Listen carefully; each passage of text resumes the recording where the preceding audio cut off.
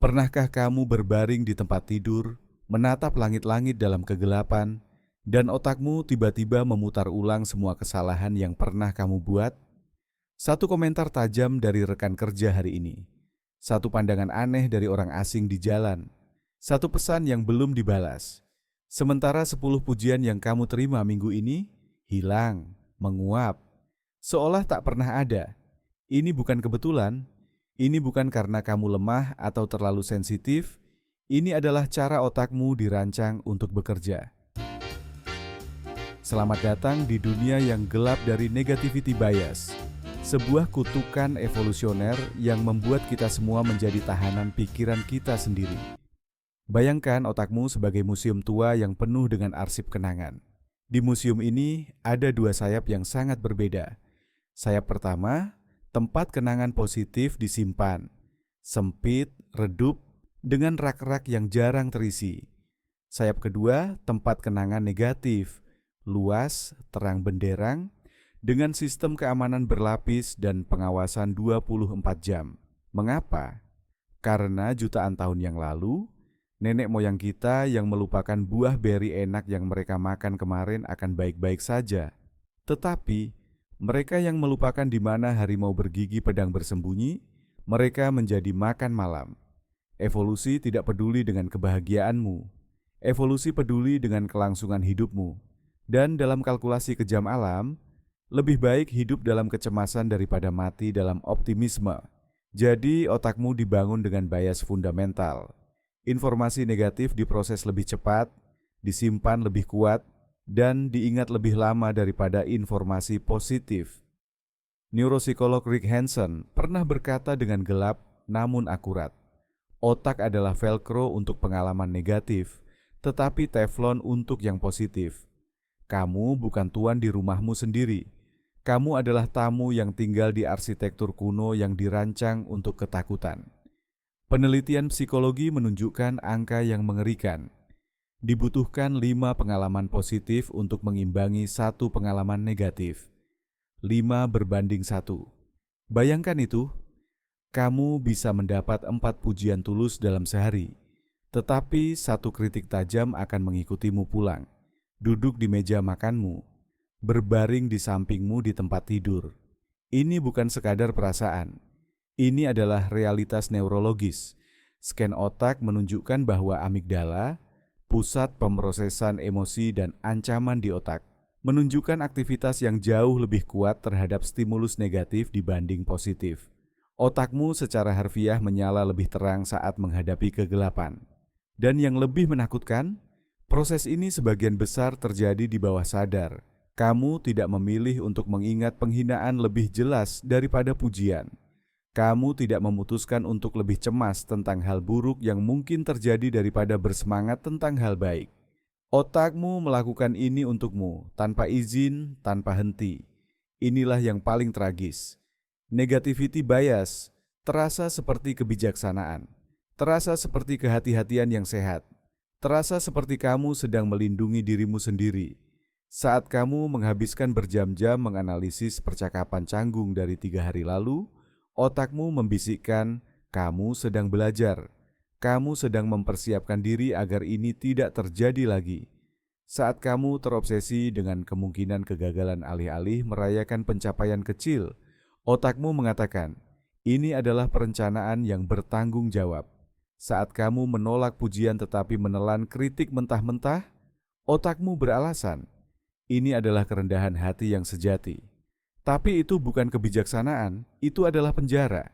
Penjara yang dibangun dari batu bata kuno, ketakutan primordial, disemen dengan kecemasan modern, dan dikunci dari dalam oleh tanganmu sendiri. Yang lebih suram, kita sering tidak menyadari kita terpenjara sampai kita melihat orang lain hidup dengan lebih bebas, dan kemudian kita menyebut mereka naif atau tidak realistis atau tidak cukup berhati-hati, karena lebih mudah menyangkal kebebasan itu ada daripada mengakui kita sudah lama kehilangan milik kita. Negativity bias tidak hanya membuat kita tidak bahagia, ia membuat kita tidak akurat. Kamu mungkin berpikir dengan terus fokus pada yang negatif, kamu melihat dunia apa adanya, tanpa filter naif optimisme. Tetapi itu adalah ilusi yang berbahaya. Negativity bias tidak memberimu pandangan yang jernih terhadap realitas. Ia memberikan pandangan yang terdistorsi ke arah kegelapan. Pikirkan tentang hubunganmu. Berapa kali pasanganmu melakukan hal-hal kecil yang manis minggu ini? Mungkin 10, 20 hal kecil. Tetapi berapa kali mereka melupakanmu atau mengabaikanmu?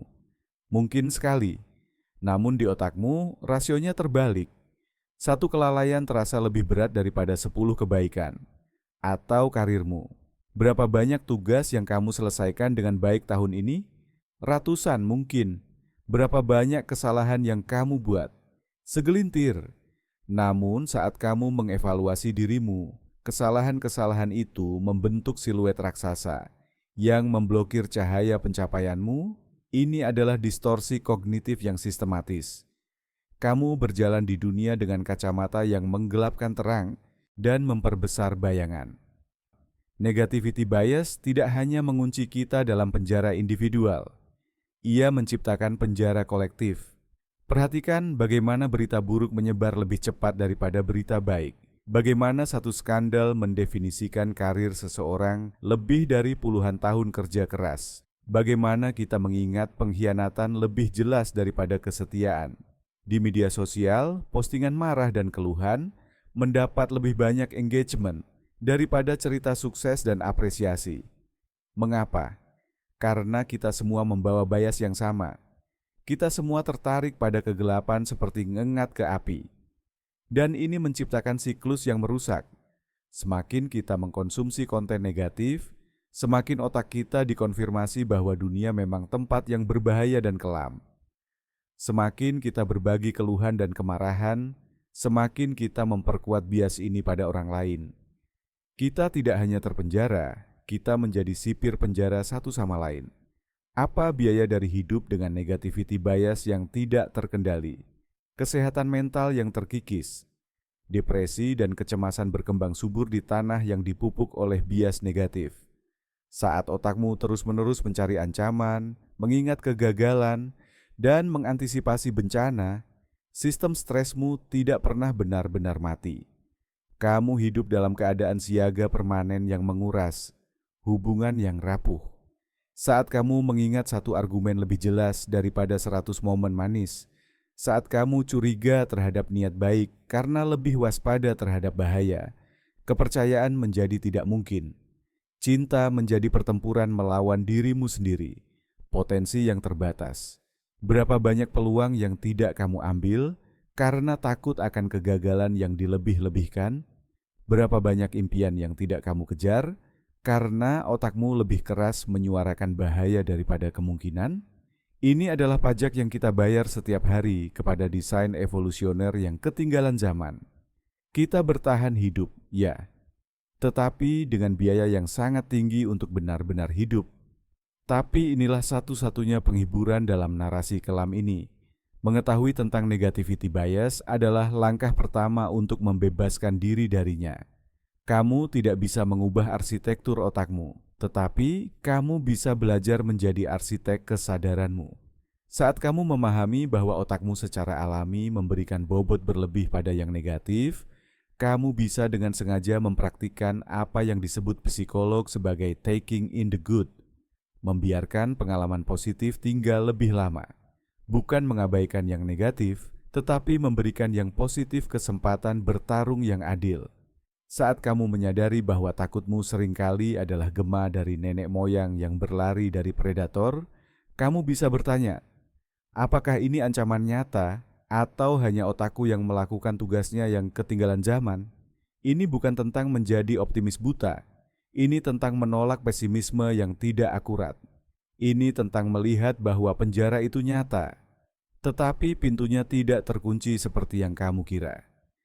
Jadi malam ini, saat kamu berbaring di kegelapan dan otakmu mulai memutar film kesalahan dan kekhawatiran, ingatlah ini, kamu tidak rusak.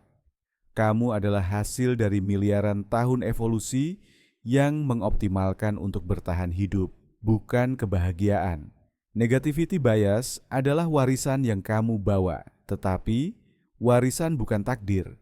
Kamu bisa memilih untuk tidak lagi menjadi tahanan pikiran yang dirancang untuk dunia yang sudah tidak ada lagi. Kegelapan akan selalu lebih keras, tetapi itu tidak berarti ia lebih benar.